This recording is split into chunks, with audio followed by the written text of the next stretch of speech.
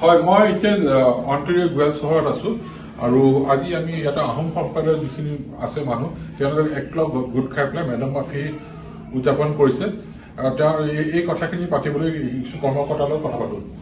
বাইদেউ, মেডাম মাফি আপোনাৰ 4 বছৰ হ'ল পাতি আছে, কেনেকুৱা পাইছে এইবাৰ এটেণ্ডেঞ্চটো?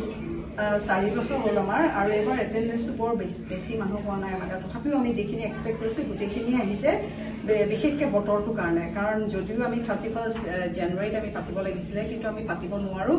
আমাৰ ইয়াত ৱেডাৰ কণ্ডিশ্যনটো একেবাৰে বেয়া, আৰু এইবাৰ বহুত -20লৈকে গৈছে। গতিকে এইবাৰ আমি আহি ফেব্ৰুৱাৰীত মানে পাতিছোঁহি। তাকো আজি ভয়ে ভয়ে আহিছোঁ, যদিও আজি বতৰটো অকণমান ভাল, তথাপিও বাহিৰত আপুনি এতিয়াও দেখিব বহুত স্ন' আছে।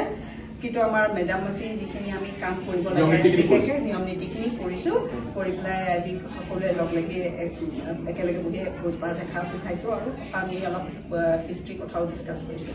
Thank you. হয়, মই ইয়াতে এইখিনি কথা ক'ব লাগিব। যোৱাকালি প্ৰচণ্ড বৰফ পৰিছে আৰু ইয়াতে -20 চলি আছে, যদিও ফিল লাইক -25। সেইকাৰণে মানুহ অলপ সেৰেঙা হৈছে যদিও, তথাপি দূৰ দূৰণিৰ পৰা মানুহ আছে। আমেৰিকাৰ পৰাও দাদা এজন আহিছে। দাদা, আপোনাৰ অনুভৱটো কেনেকুৱা লাগিছে?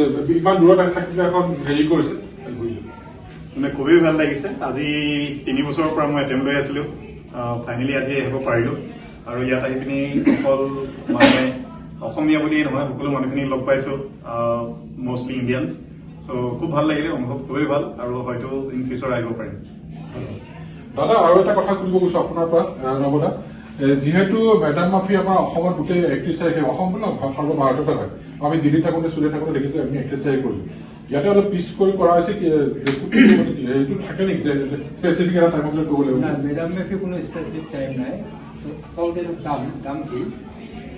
দাম ফি মানে যিকোনো সময়তে পাতিব পাৰে, গতিকে আচলতে আমাৰ সমূহীয়া হিচাপে দাম ফি পতা হয়, মেডাম মাফি পতা হয় মাৰ্চ আৰু এপ্ৰিলৰ মাজত। মাৰ্চ আৰু এপ্ৰিলৰ ভিতৰতে চৰাইদেউতো আগতে সেইটো সময়তে পাতিছিল, এতিয়া মই নাজানো কেতিয়া পাতে। আৰু তাৰ পাছত অফিচিয়েলি এইটো 31 জানুৱাৰী আই থিংক এইটো 1991 তাৰ পৰা হৈছে নেকি, তাৰ পৰা নহয়।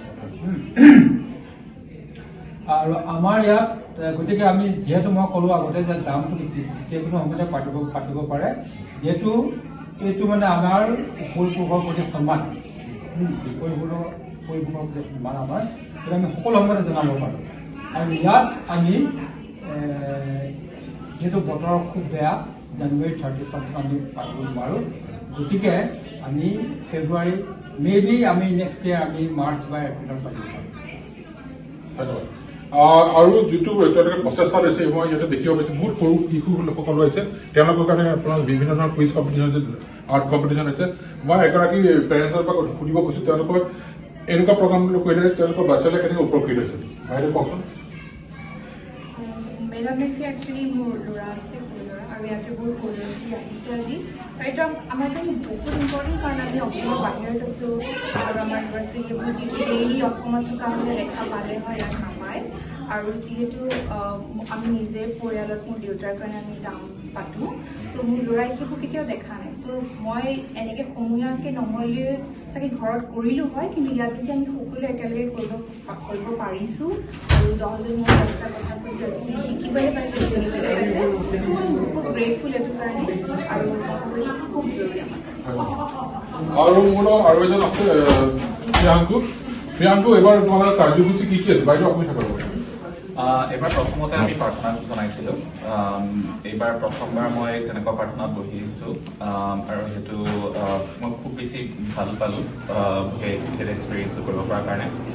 প্ৰাৰ্থনাটোৰ পিছত সৰু ল'ৰা ছোৱালীৰ কাৰণে কুইজ এটা হৈছিলে। কুইজটো অসম আৰু আহোমখিনিৰ হিষ্ট্ৰীৰ বিষয়ে আছিলে, বেছিভাগ অসমৰ কালচাৰ আৰু হিষ্ট্ৰীৰ বিষয়ে। কুইজটোৰ পিছত আমি সৰু এটা গ্ৰুপ ডিছকাশ্যন কৰিছিলোঁ। গ্ৰুপ ডিছকাশ্যনটোত আমি ডিছকাছ কৰিছিলোঁ কেনেকৈ আহোম ডাইনেষ্টিৰ ওপৰত, আৰু তাতে আমি ডিছকাছ কৰিছিলোঁ কেনেকৈ তেওঁলোকে ফ'ৰ্চফুলি নহয় কিন্তু এছিমিলেশ্যনৰ থ্ৰুদি আৰু ইউনিটি ইনক্লুচিভিটি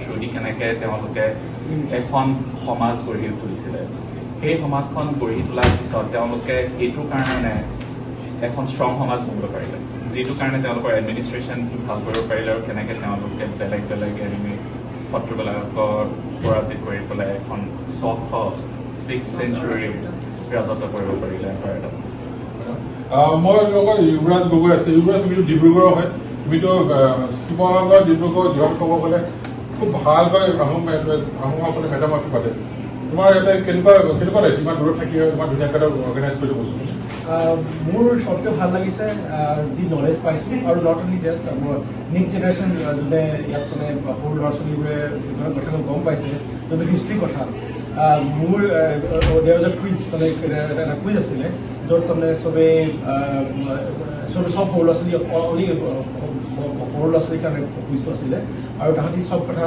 এই অসমৰ হিষ্ট্ৰী অসমৰ কালচাৰ সেইবোৰ কথা ইণ্টাৰেষ্ট পাইছে বেচিকেলি তাহাঁতি গম পাইছে দে কেন কানেক্ট দাদা আৰু আগুৱাই লৈ কেনেকৈ ভৱিষ্যত কি কেনেকৈ আগুৱাই দিম বুলি আহিছে আপোনালোকে ভৱিষ্যতে আমি ভাবোঁ যে আমাৰ এই যে বৰ অসমৰ যোনটো হেৰি মুকুলদাৰ বাইদেৱে ইনিচিয়েট কৰিছে বস্তুটো concept it's a very good concept so' আমাৰ এইটো মানে আগবঢ়াই যাব লাগিব আৰু যাতে মানে আমাৰ নিউ জেনেৰেশ্যনে আৰু মানে এই বৰ অসমৰ হেৰিটো কনচেপ্ট মানে বুজি পায় সাধাৰণতে মানে চবে বুজি নাপায় ইয়াংগাৰ জেনেৰেশ্যনবিলাকে বৰ অসমটো কি বস্তু অসমটো জানে বৰ অসমটো কি বস্তু সেই বস্তুটো মানে যে যাতে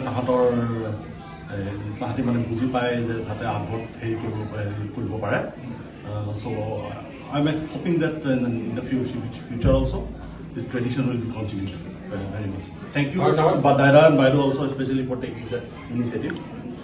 মই N24 পৰা তেওঁলোকক অশেষ ধন্যবাদ জনাব লাগে তেওঁলোকে ইমান দূৰত থাকি নিজৰ শিপাটো পাহৰা নাই তাৰ বাবে জ্যেষ্ঠসকলৰ লগত পৰিচয়সকলে যিটো আগবাঢ়ি পেলাই ইমান ধুনীয়াকৈ অনুষ্ঠান কৰিছে N24 পৰা আকৌ এবাৰ তেওঁলোকক অশেষ ধন্যবাদ জনাইছোঁ this is Bishwalal Pathak reporting for N24 from Guelph, Ontario, Canada. Thank you.